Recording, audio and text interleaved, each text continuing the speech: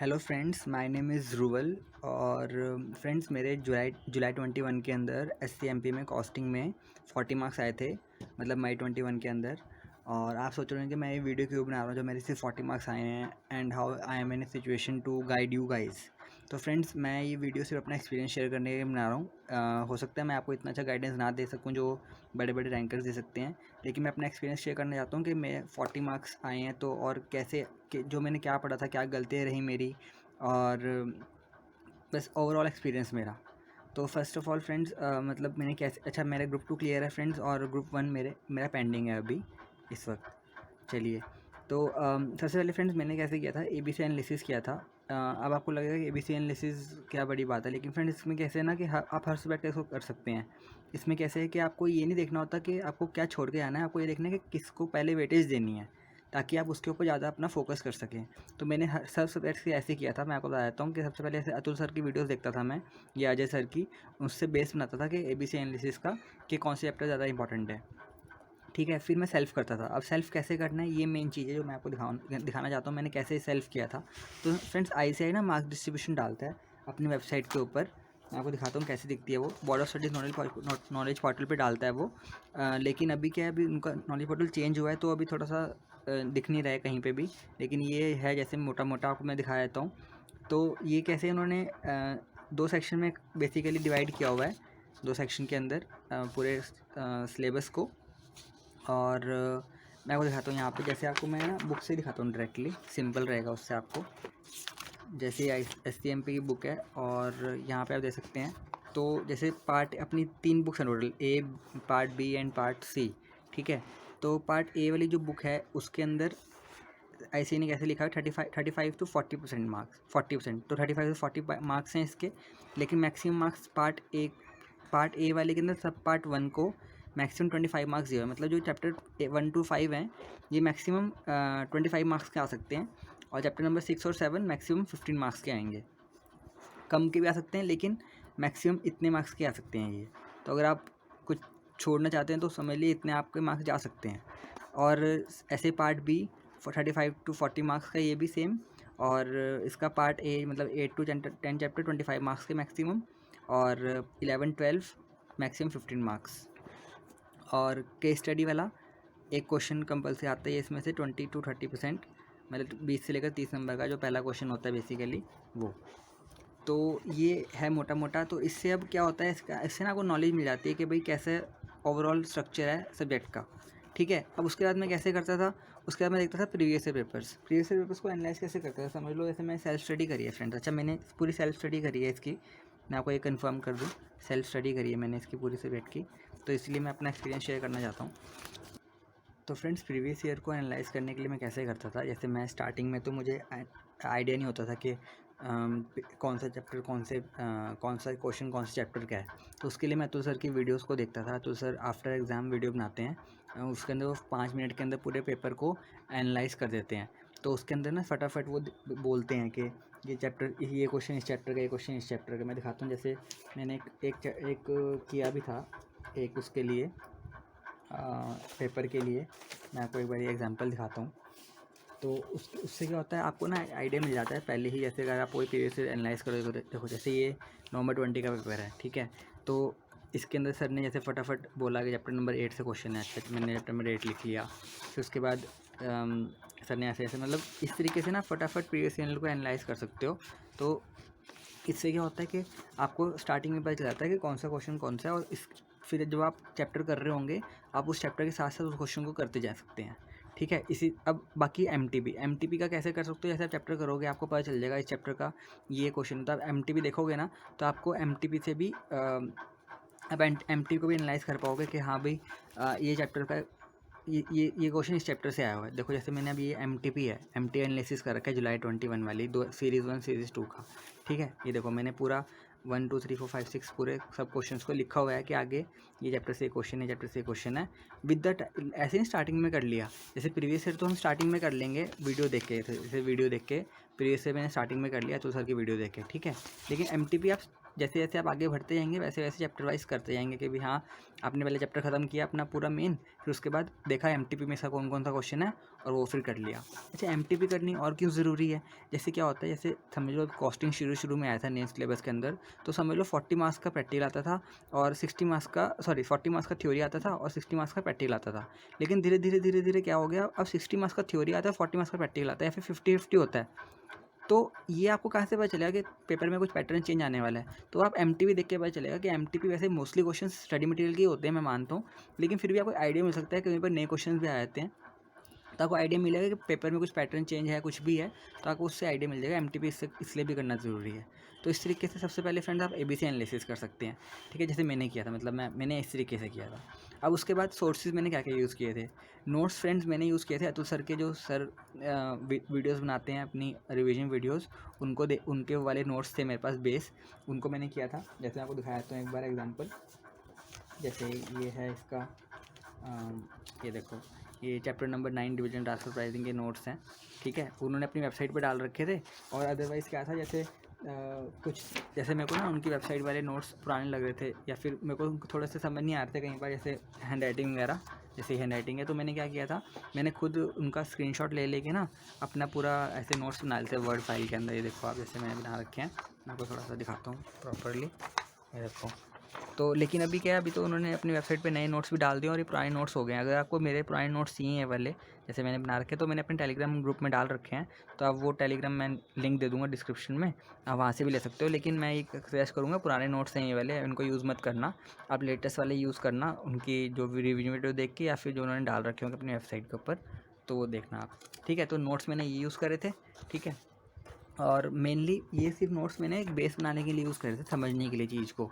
बाकी मैंने पढ़ा सीधा पूरा एसएम से था, स्टडी मटेरियल से पढ़ा था, स्टडी मटेरियल को ही मैंने आखिरी दिन पे पढ़ा था, ऐसे समझ लो आप। या फिर आप बोल लो कि मैंने बेस लिया था इससे, और स्टडी मटेरियल को फिर मैं साथ साथ देखता गया था। चलो समझ लो टॉपिक मैंने इससे पहले पढ़ा स्ट्रेटेजिक प्रॉफिटेबिलिटी एनालिसिस, यहाँ से पढ़ लिया फटाफट, ठीक है, और फिर उसके बाद स्टडी मटेरियल से पढ़ लिया। तो ठीक है, ये हो गए नोट्स के क्वेश्चंस। मैंने कहाँ से करे थे, मैंने सिर्फ आईसीआई क्वेश्चंस करे थे स्टडी मटेरियल से और आईसीआई के डाइजेस्ट से, ठीक है।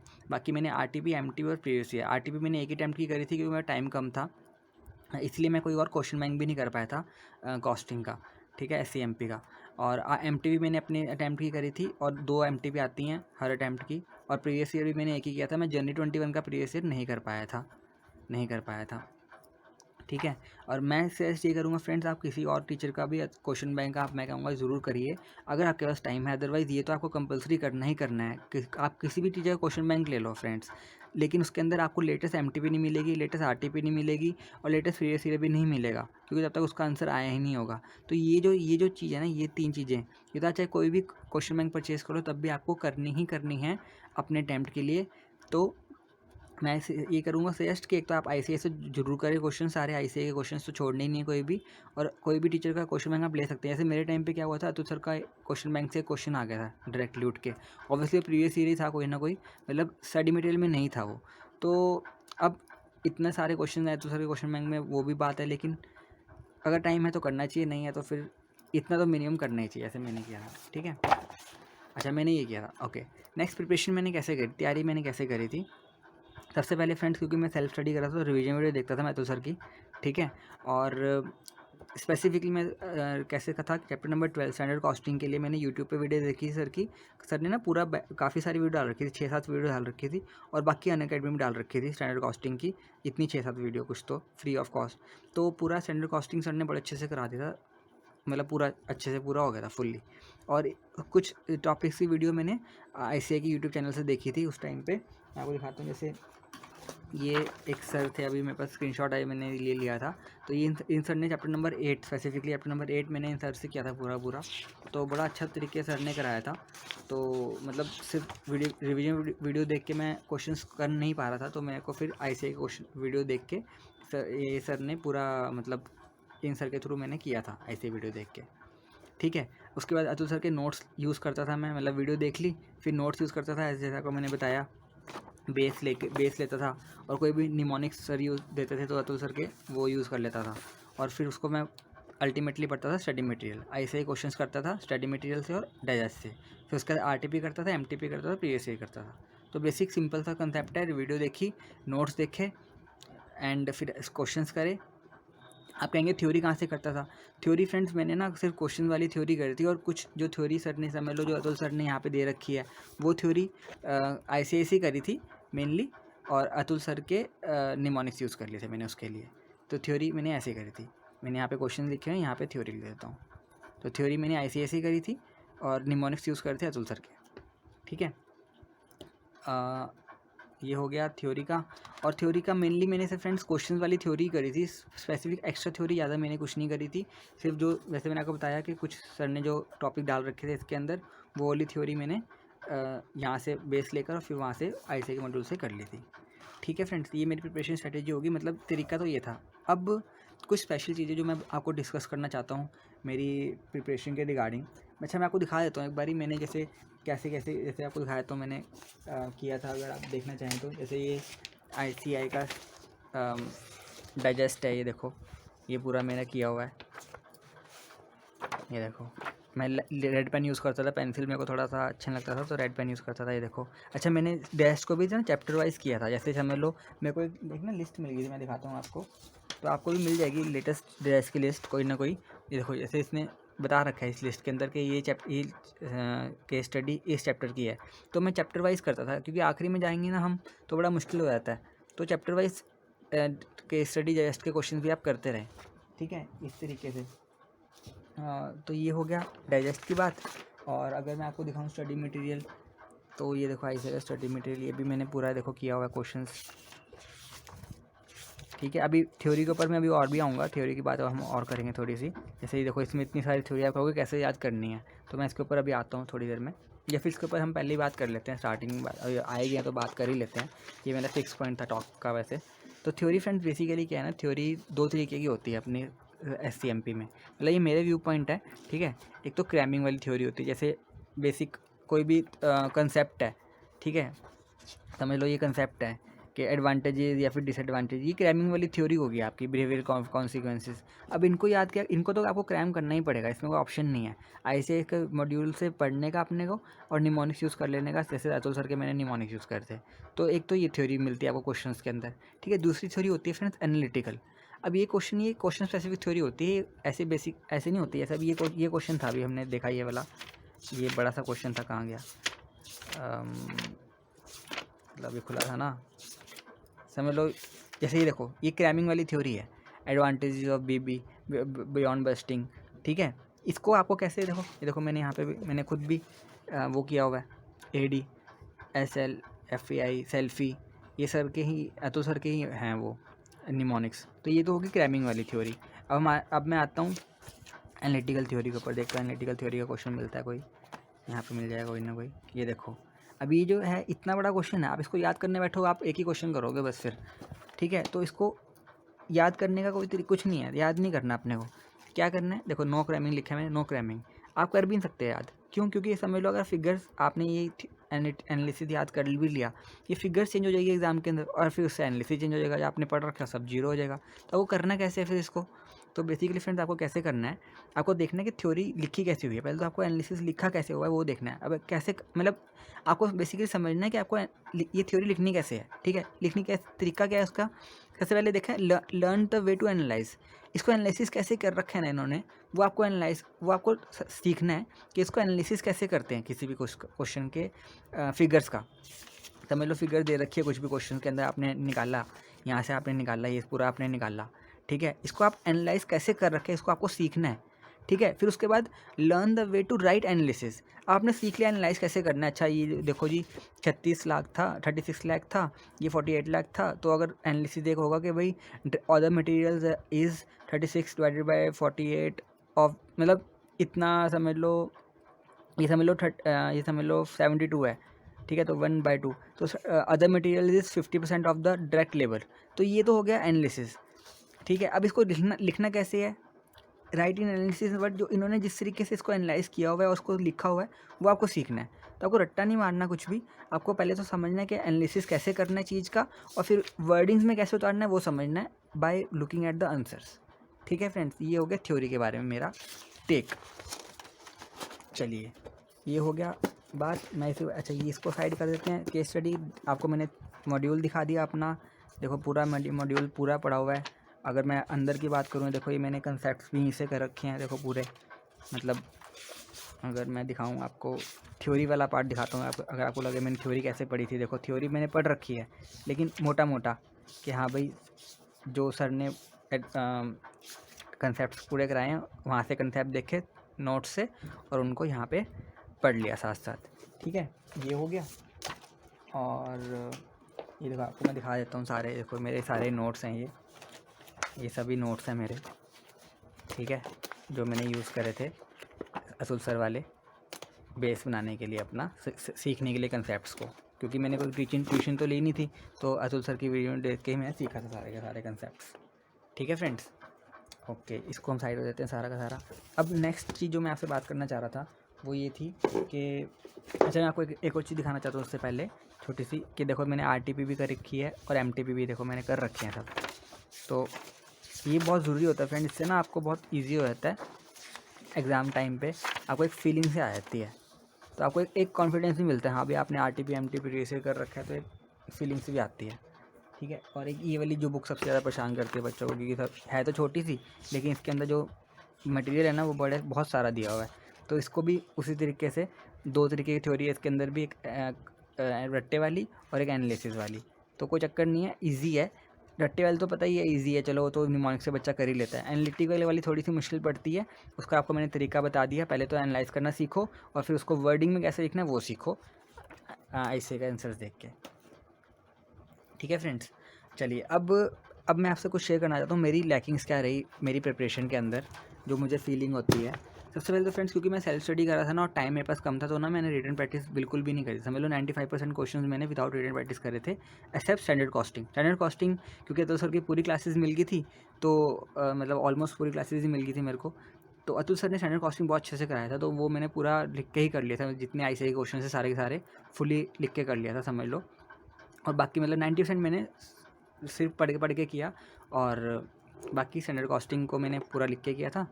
तो ये दिक्कत रही, रिटन प्रैक्टिस मेरी अच्छी नहीं रही। तो मैं को ये बोलूँगा, एटलीस्ट हर क्वेश्चन आप एक बार तो रिटन प्रैक्टिस करके देखो, क्योंकि कॉस्टिंग का हर क्वेश्चन एक नया क्वेश्चन है, तो इसलिए आपको एक उसके जो टेबल्स हैं, उसका जो वो फ्लो है क्वेश्चन का, वो आपको आना चाहिए। अगर आप पहले रिटन प्रैक्टिस नहीं करोगे, एग्ज़ाम टाइम में बहुत दिक्कत आती है।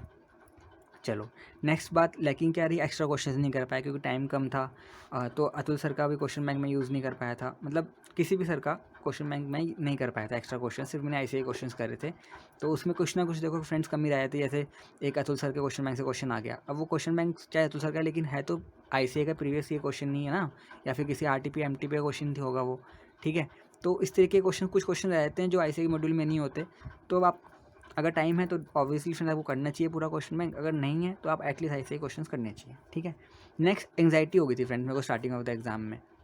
अब क्यों हो गई थी एंग्जाइटी, क्योंकि मैं लेट पहुंचा था। मैं क्या, मेरे को कॉस्टिंग, मेरे को डर लगता था, क्योंकि आपको दिख रहा होगा 40 नंबर है, क्योंकि तैयारी मेरी कम थी कॉस्टिंग की। तो क्या हुआ, मैं ना आखिरी टाइम तक पढ़ रहा था, मतलब समझ लो 2 बजे तक पढ़ रहा था, बाहर बैठ के बस पढ़ रहा हूँ, कुछ भी पढ़ रहा हूँ, नोट्स पढ़ रहा हूँ सर के, या जो भी निमोनिक्स वगैरह देख रहा हूँ। अब जैसे ही मैं एंट्री करी, 2 बज गए थे, एग्ज़ाम देने बैठ गया। अब एकदम से एग्ज़ाम देखा, वो कुछ भी नहीं आता, कुछ भी नहीं आ रहा था, मैं बौखला गया। तो मेरा समझ लो 10 से 15 मिनट तो मेरे मतलब ब्लैंक हो गया। फिर उसके बाद ना, मतलब पता नहीं क्या हुआ, मैंने बस, किसकी बात याद आ गई, मैंने आंखें बंद करी, 5 मिनट तक कुछ नहीं करा मैंने। फिर 5 मिनट तक मैंने 5 मिनट तक आंखें बंद करी और बस बैठा रहा। इस तरीके से मैंने इसको ओवरकम किया। मतलब कैसे ओवरकम किया, मैंने 5 मिनट आंखें बंद करी और उसके बाद करना शुरू किया, बस करना शुरू कर दिया। मेरे को पता था मेरे को कुछ आता नहीं पेपर के अंदर, लेकिन बस मैंने करना शुरू कर दिया, जितना आता था करना शुरू कर दिया। मैं मान के चलो फ्रेंड्स, मेरा एक्सपीरियंस क्या रहा एग्ज़ाम के अंदर, ये मेरा लास्ट पॉइंट है कि मैंने से ना हर क्वेश्चन का फ्रेंड्स सिर्फ 50% ही पार्ट करा, जो आता ही उतना था। 50% पार्ट किया था, मतलब स्टैंडर्ड कॉस्टिंग में इतना अच्छे से करके किया था, लेकिन वो भी इतना मुश्किल क्वेश्चन आया था, पता नहीं क्या आया था, मेरे को तो समझ नहीं आया। तो 50% क्वेश्चन किया, नेक्स्ट आगे चलता गया। इस तरीके से मैंने पूरा पेपर कर दिया, और भगवान की दया से, ICI की दया से मैं पास हो गया फ्रेंड्स। तो ये मेरा एक्सपीरियंस था पूरा कॉस्टिंग को लेकर। अच्छा, एक चीज़ और इंटरेस्टिंग बात, मुझे पता है कि मेरे 40 मार्क्स अगर आए हैं तो वो ग्रेस मार्क्स दे के ही दिए गए हैं। तो ऑब्वियसली मैं आपको ये भी बताना चाहता हूँ इस एक्सपीरियंस के द्वारा कि फ्रेंड्स, अगर आपको कोई पेपर, जैसे समझ लो मेरा तो फर्स्ट पेपर कॉस्टिंग था ग्रुप 2 का, वही ख़राब हो गया, तो आपको हिम्मत नहीं छोड़नी। समझ लो जैसे मेरे केस में क्या हुआ, मेरे 220 टोटल बना था, ग्रुप 2 के अंदर। तो अब इस केस में आईसीएआई खुद बोलता है अगर आपके 35 से लेकर 40 मार्क्स आए हुए हैं ना किसी सब्जेक्ट के अंदर, 39 ऐसे कुछ भी, 35 से लेकर ऊपर कुछ भी मार्क्स आए हुए हैं, तो आपको ग्रेस मार्क्स देके आपको टोटल बना देते हैं और आपको पास कर देते हैं। तो ऑब्वियसली फ्रेंड्स हो सकता है कहीं पे 35 से लेकर 39 के बीच में मार्क्स बन रहे हो कॉस्टिंग में और उन्होंने मुझे 40 देके पास कर दिया हो। तो मैं आपको ये भी बताना चाहता हूँ इस वीडियो के थ्रू कि अगर आपको पेपर बेकार हो जाता है, आप इसको ये ना सोचें कि आपको बाकी पेपर की तैयारी नहीं करनी, क्योंकि मेरे डीटी के अंदर 67 मार्क्स आए थे फ्रेंड उसके बाद, और आरएम के अंदर जो मेरा पहले एग्जाम हो चुका था वो उसके 62 मार्क्स आए थे। तो मतलब कॉस्टिंग के बाद ये मैंने सीधा डीटी दिया था उस टाइम पे, आरएम को हटा दो, उसमें मेरे 67 मार्क्स आए थे। तो अगर मैं यहाँ पे दिल छोड़ देता, पेपर देने नहीं जाता या फिर मैं तैयारी ना करता, तो मैं इतने मार्क्स ना स्कोर कर पाता डीटी के अंदर। तो ये था फ्रेंड मेरा पूरा एक्सपीरियंस। और डीटी के ऊपर भी फ्रेंड, डीटी और आईडीटी के ऊपर मैंने ऐसी वीडियो बना रखी है ऑलरेडी, वो भी आप मेरे चैनल पे देख सकते हैं। एक फ्रेंड्स आपको मैं इंटरेस्टिंग चीज़ दिखाना चाहता हूँ, देखो ये है आरटीपी है एससीएमपी का नवंबर 21 का। तो मतलब आप ये देखो, मेरे को ना बिल्कुल उम्मीद नहीं थी कि मैं पास हो जाऊँगा ग्रुप 2 के अंदर। तो मैंने आफ्टर एग्ज़ाम्स जैसे आरटीपी आ गया तो मैंने शुरुआत कर दी थी दोबारा प्रिपरेशन करने की, और जैसे मैंने मार्किंग करना शुरू कर दिया था। तो ये था मेरा मतलब इतना ऐसा एग्ज़ाम हुआ था मेरा, फिर भी मतलब अब मैंने हिम्मत नहीं हारी और डीटी की प्रिपरेशन करी थी। तो ये आपको मैं बताना चाहता था कि इस तरीके का एग्ज़ाम के बाद भी आपको हिम्मत नहीं हारनी है, तो जैसे मर्जी एग्ज़ाम हो जाए फिर भी प्रिपरेशन करनी है अपने नेक्स्ट एग्ज़ाम के लिए। और ये था पूरा फ्रेंड मेरा एक्सपीरियंस। आपको कुछ भी डाउट हो कुछ मेरे बात करने में, या कुछ भी आप सजेशन देना चाहते हो, तो आप कमेंट्स के अंदर डाल सकते हैं। और ठीक है फ्रेंड्स, तो मिलते हैं नेक्स्ट वीडियो में, तब तक के लिए बाय बाय।